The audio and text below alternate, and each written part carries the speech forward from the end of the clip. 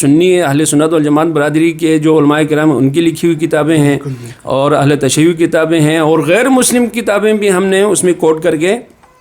جو تاریخ سے ہمیں کسی بھی امام کے بارے میں جو کوئی بھی یعنی لوگوں کو بتانے والی چیز ملی ہم نے اس کو شامل کر کے ایک سیرہ معصومین ہم نے لکھی، لیکن وہ ہماری بدقسمتی سمجھے یا ہماری ایک لوگوں کے بارے میں اویئرنیس نہ ہونا سمجھیں، اس کو ایک نشانہ بنایا گیا یا جان بوجھ کے بنایا گیا یا یعنی نادانستہ طور پر بنایا گیا، اس کا تو مجھے نہیں پتہ، لیکن یہ کہ یہ افسوسناک مسئلہ ہوا سیرہ معصومین کے ساتھ، لیکن حقیقت کا اس سے کوئی تعلق نہیں ہے۔ یہ تاریخی کتاب ہے اور اس میں ہم نے تاریخی کی باتیں لکھی ہیں، ان کا یعنی عقائد سے یعنی بہت کم تعلق ہے، بہت ساری چیزیں ہیں جن کا عقیدے سے کوئی تعلق نہیں ہے، تاریخ کی باتیں ہیں۔ اس میں جو 2002 میں 22 جولائی 2002 کو جب یہ مسئلہ بنا تو پیر صاحب کی سرپرستی میں مولوی عبداللہ مرحوم دونوں سالس تھے، دونوں نے فیصلہ کیا کہ یار یہ 10 نکات ہیں ان کے اوپر اعتراض ہے تو آپ نکال لیں، تو ہم نے وہ 10 نکات نکال لیے تھے، لیکن یہ بات میں آپ کو بتا دوں ریکارڈ پہ ہے کہ ان 10 نکات کو ابھی لوگ کہتے ہیں نا کہ وہ غلط تھے تو نکالے، یعنی غلط اور صحیح کا کوئی معاملہ نہیں آیا کہ اس کے اوپر بحث کر کے علمی بحث کر کے، بحث کا مطلب علمی بحث کر کے کہ یہ باتیں ٹھیک ہے نہیں ہیں، یا جن لوگوں نے اعتراض کیا انہوں نے یعنی ہماری کتاب کی جملوں کو یعنی اس کا مطلب یہ ہے میرے خیال میں یعنی اپنا ایک پوائنٹ آف ویو اس میں ڈال کے وہ ہمارے کھاتے میں ڈال کے اس کو پبلک کے سامنے پیش کیا ہو تو انہوں نے کہیں تو جواب دینا ہے نا، ٹھیک ہے نا، وہ کہیں تو جواب ہے، لیکن ہمارے ذہنوں میں اللہ کے فضل و کرم سے یعنی حضور علیہ الصلوۃ والسلام ختم نبوت کا ہو اور قرآن پاک کی عظمت کا ہو، ہمارا وہی عقیدہ ہم رکھتے ہیں اور مضبوط عقیدہ رکھتے ہیں۔ اب آپ مجھے یہ بتائیں، میں قرآن پاک کی 7 سال میں نے 3 دورہ میں نے اس کا مکمل کیا ہے، اب قرآن کے اوپر مجھ سے زیادہ جو اعتراض کرنے والے ہیں انہوں نے کبھی قرآن کا 1 دورہ بھی نہیں کیا ہوگا۔ اب آپ یہ کیسے کہہ سکتے ہیں کہ یار مجھ سے زیادہ اس کا قرآن کے اوپر عقیدہ بڑھ گیا ہے؟ یہ تو میں تو نہیں سمجھتا، میں اتنا ڈیپلی میں پڑھ کے اتنا میں نہیں دعویٰ نہیں کر سکتا، تو اگلا بندہ پڑھے بغیر کیسے دعویٰ کر سکتا ہے؟ بالکل۔ اچھا، جیسا کہ آپ نے اس دن بھی خطبے میں ارشاد فرمایا اور آج بھی یہی بات آپ نے دوبارہ دہرایا کہ اگر ہم نے 10 نکات نکال دیے تھے تو پرابلم کہاں پہ ہے، کہاں پھنسا ہوا ہے، یہ جو تعلقات بہتر کیوں نہیں ہو رہا ہے؟ یہ بھی ایک المیہ ہمارے نور بخشی بھائیوں کے لیے، میں نے اس دن بھی ممبر رسول پہ بیٹھ کے کھلے الفاظ میں نے کہا ہے، آج بھی آپ کی توسط سے سب کے لیے پیغام یہی ہے کہ نور بخشیوں کی بقا ایک دوسرے کی ٹانگیں کھینچنے میں نہیں ہے، نور بخشیوں کی بقا ایک جگہ پہ بیٹھ کے کام کرنے میں ہے۔ وہ قرآن پاک میں اللہ تعالیٰ نے اس کے لیے فارمولے دیے ہوئے ہیں، قل یا اہل الکتاب تعالوا الی کلمۃ سواء بیننا وبینکم، میرے رسول آپ بھی اہل کتاب سے کہیں، یعنی جو عیسائی ہیں ان سے آپ کہیں، کیوں ہم عیسیٰ علیہ السلام کے اللہ کے بیٹے ہونے نہ ہونے پہ ہم لڑتے رہیں گے؟ اس مسئلے کو سائڈ پہ رکھ دیتے ہیں، جن چیزوں میں ہمارے اتفاق ہے، ہم اللہ کو صرف اللہ کو قابل عبادت سمجھتے ہیں، اللہ کے علاوہ کوئی بھی لائق عبادت نہیں، اس کے اوپر ہمارا اتفاق، اس کے اوپر مل کے کام کرتے ہیں۔ حضرت عیسیٰ علیہ السلام اللہ کے نبی ہونے پہ تمہارے بھی عقیدہ ہمارا بھی عقیدہ ہے، اس کے اوپر کام کرتے ہیں۔ یہ بیٹا ہونا نہ ہونا ہم اس کو مانتے نہیں ہیں، تم نے اس کو بیٹا سمجھتے ہو،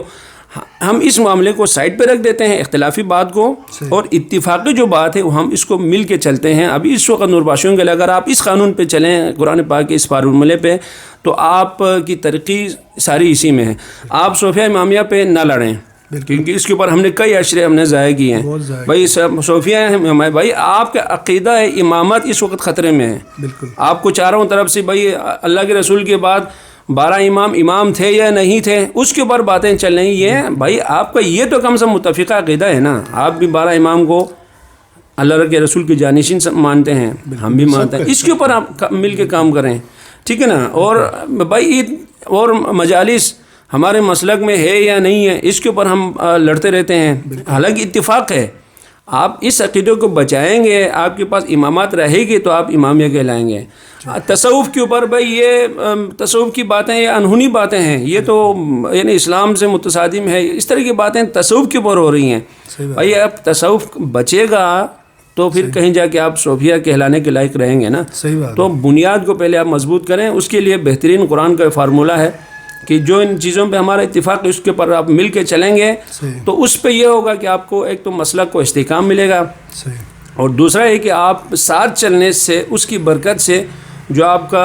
اختلافی جو مسائل ہیں آپ کے درمیان ہیں وہ بھی آہستہ آہستہ ختم ہو جائیں گے۔ ایک جو ہم عام الفاظ میں یہ کہہ سکتے ہیں کمیونیکیشن ہمارا گیپ ہے، علماء کرام ایک جگہ بیٹھیں گے کام کریں گے تو آپس کی غلط فہمیاں بھی ختم ہوں گی۔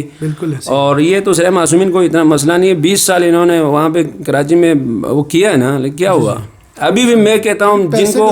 قانون کا جن کو پتہ ہے نا، چارج فریم ہوتا ہے اس کے بعد کیس اصل شروع ہوتا ہے، یعنی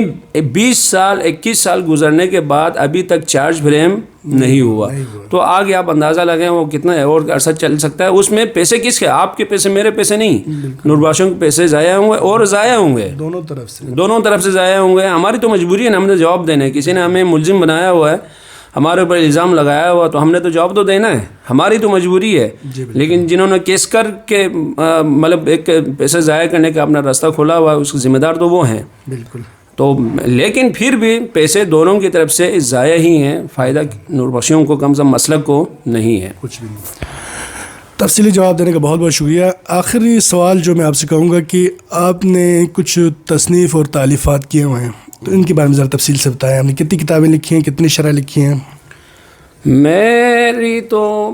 اپنی ذاتی اگر میں آپ کو کاوشیں بتاؤں تو فقہ کا جو ترجمہ کیا تھا میں نے 2009 میں غالباً،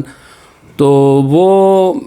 آپ اس میں یہ کہہ سکتے ہیں کہ یہ میرے اپنی ایک شاہکار قسم کی جو میرے لیے یادگار ایک چیز ہے، اور فقہ الاحواد کا، اور شاہ سید محمد نوربخش نے میں ایک چیز آپ کو بتانا تو میں نہیں چاہ رہا تھا، لیکن یہ کہ شاہ سید محمد نوربخش نے اس فقہ کی جو تصنیف ہے وہ کافی حد تک یعنی قید و بند کی صعوبتیں برداشت کرتے ہوئے یہ کتاب لکھی ہے۔ اس کا ترجمہ بھی تقریباً میں نے اسی انداز سے میں نے کیا ہے۔ اور دوسرا یہ کہ تحفہ نوربخشیہ میں نے جب درس کے دوران جب میں طالب علم تھا کراچی مدرسے میں، تو اس وقت مجھے اندازہ ہو رہا تھا کہ یار یہ جس طرح استاد جو ہے ہمیں پوری تفصیل سے کھل کے بات کر رہے ہیں کہ ایک ایک چیز ہمیں بتا رہے ہیں، تو ہمارے لوگوں کو بھی اس طرح ان چیزوں کو پتہ ہونا چاہیے۔ تو میں نے نماز کے وضو، غسل اور نماز، ان ساری چیزوں کو جو دعوت میں ہے اور جو فقہ میں ہے ان دونوں کو ملا کے میں نے ایک چیز یعنی عوام کے سامنے، پبلک کے سامنے پیش کرنے کی کوشش کی تھی، اور اللہ کے فضل سے اس کو اتنی پذیرائی ملی، یعنی 7واں ایڈیشن اب تک آ چکا ہے، اور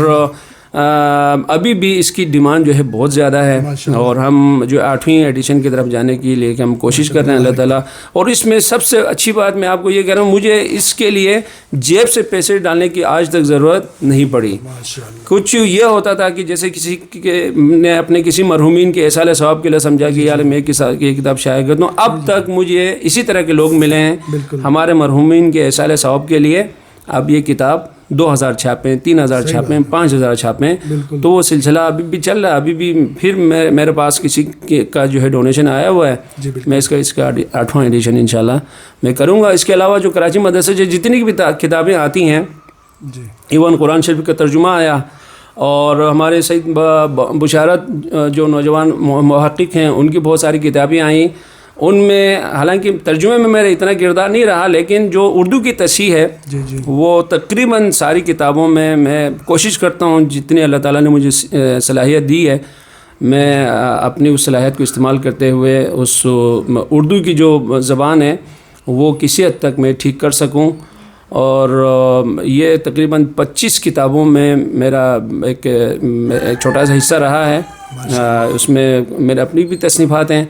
اور باقی جو تصحیح کی شکل میں میری کنٹریبیوشن ہے۔ بہت بہت